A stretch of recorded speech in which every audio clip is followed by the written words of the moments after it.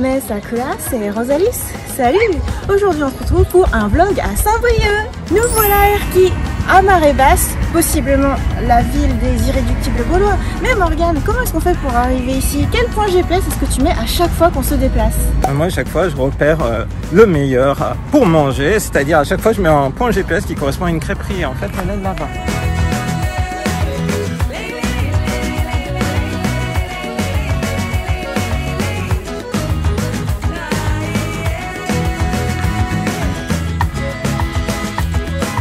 Le fameux grès rose, la pierre de Erquy. C'est une pierre qui s'est constituée il y a plusieurs millions d'années et qui est beaucoup utilisée. Il y a des carrières dédiées et ça sert de base de construction à pas mal de bâtiments. La pierre rose, ça te plaît, hein? Ah ouais. Puis c'est rose clair, c'est trop mignon. Il y a des nuances de rose. Là, c'est du rose encore plus rose. Ouais. La rue des crêperies et des restaurants. Et nous allons monter par là. Ça va nous rappeler le château de Osaka. Dans une moindre mesure, ou alors en pire. Eh bien, on monte. Oh mon petit chaud. On était en bas là tout à l'heure. La ville d'où on vient, Erquy. Le port. Et on aperçoit une carrière de grès rose. Les roches. On va continuer l'ascension. Ça reste plat, c'est une petite marche. Un arbre dont les racines sont dans la roche. Ouais, la terre et la roche sont mêlées l'un à l'autre. Impressionnant. Et ici, un autre des éléments de similitude entre Astérix et Erquy, c'est la présence de ces deux pointes de phare qu'on retrouve en fait dans une des planches, une des cases dédiées à Astérix dans le domaine des lieux. Petit coin magique caché. On s'attendrait à trouver des Pokémon ici. Tu as le reflet des grès roses. Waouh! Ce point de vue sur les roches. Ah oui, je pense qu'on va aller tout là-haut. Non. Morgane ne me dit pas qu'il faut qu'on grimpe ça. Mais si. Ça fait trop flipper. C'est pas du tout sécurisé.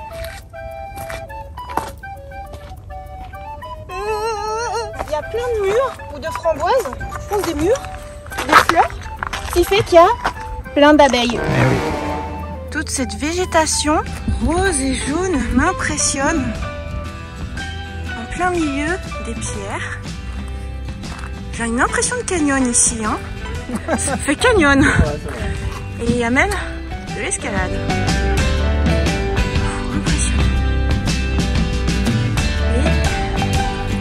La vue est de plus en plus spectaculaire. Je me demande ce que c'est ce trou, n'empêche.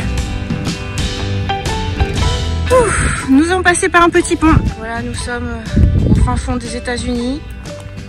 Et nous allons passer le cap d'Erquy. Ça commence à tourner là. Pas encore. Hein. Là, on arrive vers la pointe des Trois Pierres. La pointe des Trois Pierres. On est loin d'être en fait au cap. Oh là là! Sachant que la pointe des Trois Pierres, c'est un point de vue important. Eh oui, on en reparle. Et cette difficile ascension nous mène à... Tous les éléments qui sont utiles pour les carrières. On voit des rails pour transporter les pierres. Toutes ces pierres là. Me dis pas qu'on doit grimper tout là-haut là. Normalement. Si. Il y a plein de petites baies qui sont en train de mûrir ici. Ah ouais. Après les murs. Ensuite, ce vent. Le vent se lève. Je suis désolée Morgane, j'ai tout le temps envie de filmer, mais c'est impressionnant comme les pierres s'érodent de manière différente. Là-bas, là au bout, c'est très surprenant. Morgane, il y a comme une petite maison là-haut. Ah bon, on arrive au four à boulet, qui est un des éléments remarquables du cap d'Erquy. C'est le sommet. J'ai cherché sur le site de l'Office du tourisme et ils évoquaient la similitude entre Erquy et le village gaulois d'Astérix. Alors moi qui ai lu avec passion Astérix quand j'étais enfant, je ne pouvais pas ne pas sauter sur l'occasion et venir voir justement ce lieu qui aurait servi d'inspiration à Uderzo. Ça rend le lieu encore plus magique.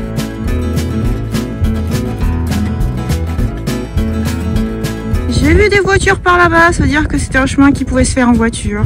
On dirait une vraie princesse à Athéna en fait ici. Je suis sur le toit du monde. Ouais, clairement. C'est drôle. Je suis bien là, je vais pas bouger de ma pierre. Tu vas rester là? Je suis bien assise. Nickel.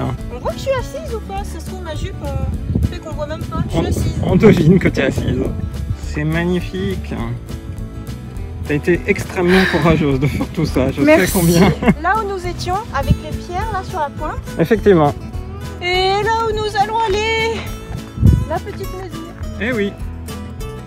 Et sur cette pierre, c'est écrit four à boulet et pente à 80. Et il se trouve que le petit point magique qu'on a vu tout à l'heure, c'est un des lacs bleus. Eh oui. On le voit bien. Pour moi, c'est un coin magique. Dans les Pokémon, il y a des libellés. Je trouve que ça ressemble, tu sais, dans Pokémon Snap, à un moment donné, on arrive et t'as un marais. Ah oui, c'est vrai. Qui est au milieu d'un coin magique comme ça. Je crois qu'il y a un faux canard ici, ou alors c'est une statue. Hein. Ah oui, oui, c'est une statue. Je veux dire, si c'était une vraie, il faisait la statue. On a vaincu, ça y est, on a rejoint le niveau de la mer. Vue sur Erquy par là. Fou. Alors pourquoi Erquy au fait? Juste parce que j'ai une amie qui s'appelle Julie, qui j'ai l'impression vient souvent à Erquy. C'est tout. Et juste sur la base de ça, j'ai dit à Morgane, ah tiens, on est à Saint-Brieuc, pas loin, il y a un truc qui s'appelle Erquy, on peut peut-être aller jeter un coup d'œil. Et pourquoi Saint-Brieuc au fait? Juste parce que j'ai un collègue qui s'appelle Jean-François, qui passait tous ses étés à Saint-Brieuc. Alors je me suis dit, tiens, on va où? On va à un endroit où il fait pas trop chaud, dans le nord de la Bretagne. Bah pourquoi pas Saint-Brieuc? Comme quoi, il suffit de pas grand-chose. Il suffit d'en parler, et tu contribues aussi à en parler avec tes vidéos. Voilà, découverte. Découverte. Après toute cette grimpette, t'as bien mérité un peu de réconfort avec des bons sorbets. Ouais, et moi c'est un booster carotte. Waouh. Et fraises. Et fraises. C'est pas bon. Et moi, pêche de vigne passion. Ils ont fait un petit village gaulois là. Eh ouais. Il y a des dolmens. Tu sais, Obélix, qu'est-ce qu'ils parlent déjà? Des menhirs. Des menhirs. Il y a des menhirs debout. Ça te rappelle? Ça me rappelle Malte, mais également la Grèce. Tu es allé au Cap Soumé. Cap Fréhel. Et nous voilà au Cap Fréhel, non loin du cap de Erquy. Il y a encore cette végétation incroyable, l'impression de voyage complètement ailleurs dans l'Europe. Il y a des gens sur le phare. C'est pas un phare normal, on dirait un château. Mais si, c'est le phare actuel du Cap Fréhel. Donc Cap Fréhel qui est connu pour faire la séparation entre la baie de Saint-Brieuc, qu'on a largement visité cette fois-ci, et puis parallèlement la baie de Saint-Malo qui est par là. Superbe. Quel vent! Ouais, du coup ici derrière il y a le vieux phare de Tourvauban qui date de 1720, et puis de l'autre côté il y a le phare actuel qui est utilisé et qu'on peut aussi visiter.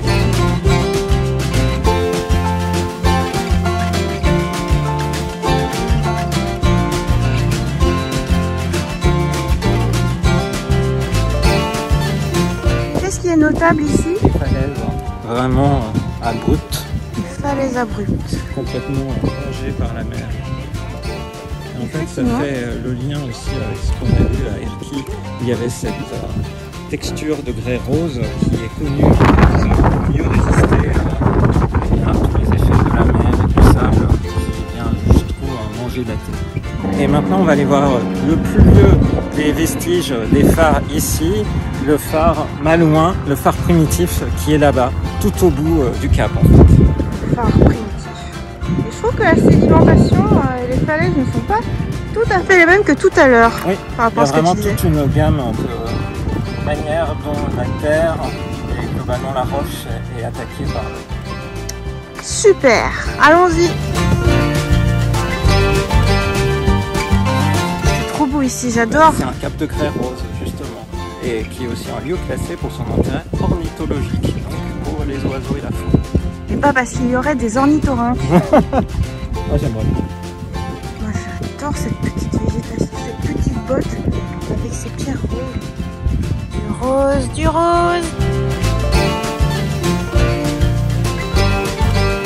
Je trouve qu'on dirait que ça fait une main. Ah c'est vrai, t'as raison. Pourquoi ça fait une main? T'as raison.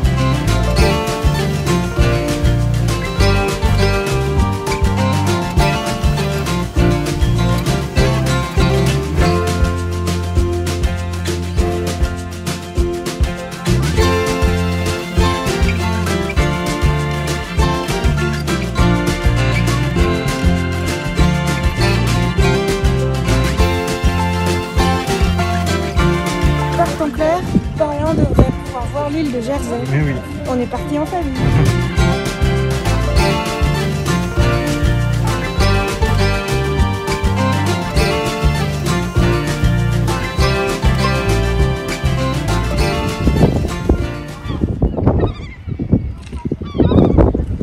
Le chant des oiseaux. Et par ici, ça ouvre sur la baie de Saint-Malo. Hein. Et avant, il y a un château, Fort-la-Latte, on aperçoit un petit peu. Et puis encore après, c'est justement Saint-Malo qu'on pourrait apercevoir. Goéland, cormoran. Réserve ornithologique.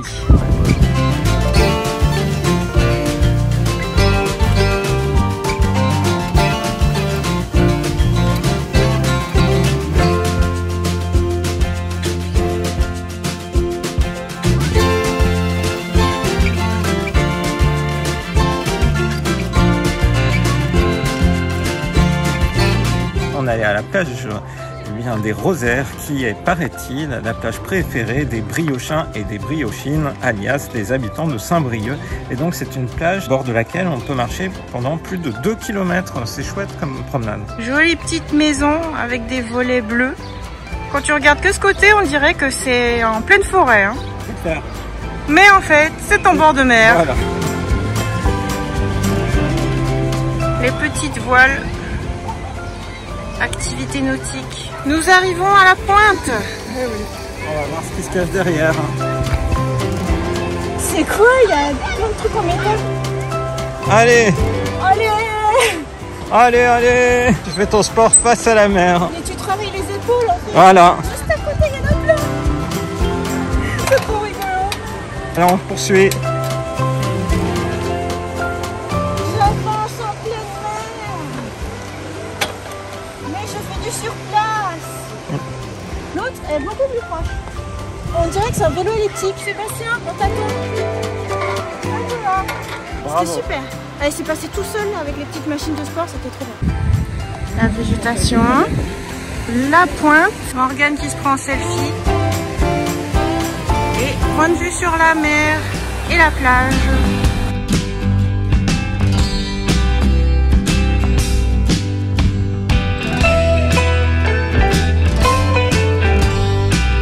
Direct, t'es au bout du monde. Ah oui, au bout du monde.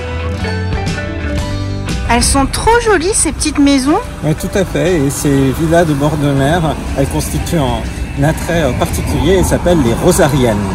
Rosariennes, oh là là, ça me plaît ces appellations. T'as vu les fleurs comme elles sont? Lesquelles? Ah ouais, elles sont superbes. Les hortensias, c'est que la saison. Ouais, t'as raison. Elles sont chatoyantes, de couleurs chatoyantes.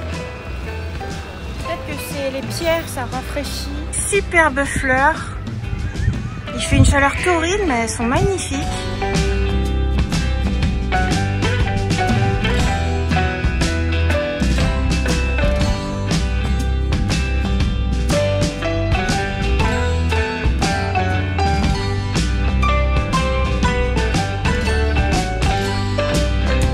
J'ai jamais vu ce type de plante. Il y a des petites fleurs roses. Ça fait comme du sapin, mais en bord de mer. Et en fait, ce qui me frappe ici, c'est qu'il y a beaucoup de forêts. Tu as une sensation de colline avec beaucoup de verdure. Donc tu as la mer d'une part, plage de sable fin, tu vois l'horizon. Et puis tu as cette sensation de verdure. Ça change. Attention, on marche sur des œufs. Ok, alors on va essayer de marcher sur des œufs. Tu fais quelques pas? Ouais, ça fait un petit bruit. Préservons les galets. Regarde, il y a un cheval. Beaucoup de verdure et même des chevaux, comme tu dis, avec les arbres et tout. Des galets, falaises. Enfin, pour moi, ce sont des falaises. Pour Morgane, c'est pas assez falaise. Et la belle mer bleue. Moi, je trouve ça inattendu de voir tout ça collé. Ouais, je suis d'accord, l'un à l'autre. Ah, on peut encore monter. Et nous voilà à la pointe des Roseliers. Nous avions exploré la plage des Rosaires qui est plus derrière. Juste ici, il y a la plage Martin. On va profiter de cette vue à 180 degrés sur la mer. J'aime bien cette idée d'avoir l'horizon entier qui s'ouvre à nous. Et puis simplement entendre l'eau, entendre les oiseaux, simplement admirer, c'est trop chouette. Et du coup c'est vraiment des paysages très différents à la fois de ce que j'ai connu quand j'étais enfant en Haute-Savoie, du sud de la France. Et oui, puis, parce que tu disais qu'en Haute-Savoie, au bout, derrière l'horizon, il y avait forcément des on montagnes. voyait des montagnes, oui, c'est ça. Alors que là, tu as vraiment le ciel complet, bleu, le ciel bleu, et puis à l'infini. cette lumière particulière du matin. C'est vraiment super agréable. Puis l'odeur. Par ici, on aperçoit une grande ville. C'est Saint-Laurent. Voilà, avec la plage de Saint-Laurent qu'on voit tout de suite. La pointe du Roselier, vue à 180 degrés sur la mer. Ouais, vraiment le coup de venir, hein, j'adore. Ouais, j'aime bien que ça s'appelle Roselier, Rosaire, Rosalis. Rosalis, c'est vrai que c'est un endroit pour Rosalis. On est à la pointe du Roselier. Depuis ce point de vue à 180 degrés, c'est vraiment chouette parce qu'on a la vue sur cette partie-là, et également sur cette partie et sur Saint-Laurent de la Mer, et pas Saint-Laurent du Var. Et nous voilà arrivés à la ville de Saint-Brieuc.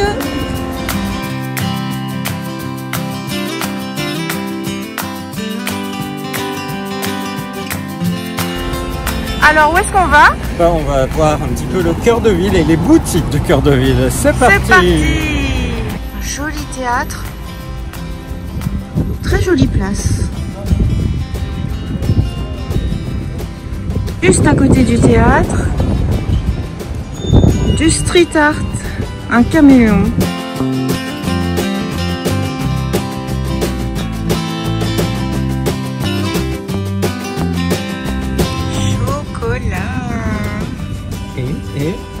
Et on parlait de manger des brioches, on peut manger des brioches. Ah, la duchesse de Rohan, spécialité de Saint-Brieuc. Avec de la crêpe dentelle, ça doit être bon. On va faire une bonne dégustation. Dégustation.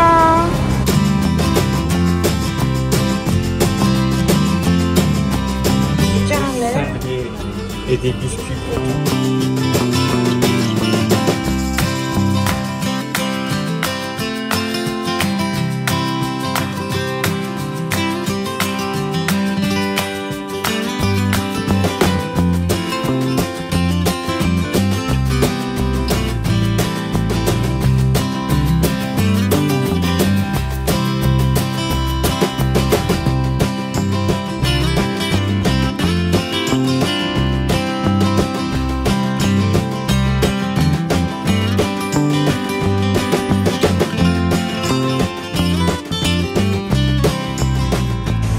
L'hôtel des Ducs de Bretagne.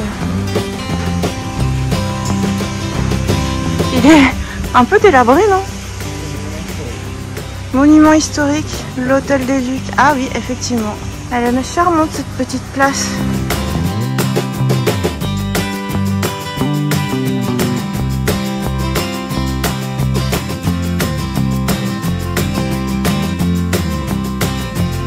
C'est sympa, hein, toutes ces pierres, ces structures qui font un peu moyenâgeuses avec le colombage comme on a appris à l'école. Enfin, quand j'étais petite, en tout cas on a appris ça. Par contre, ce qu'on n'a pas appris, c'est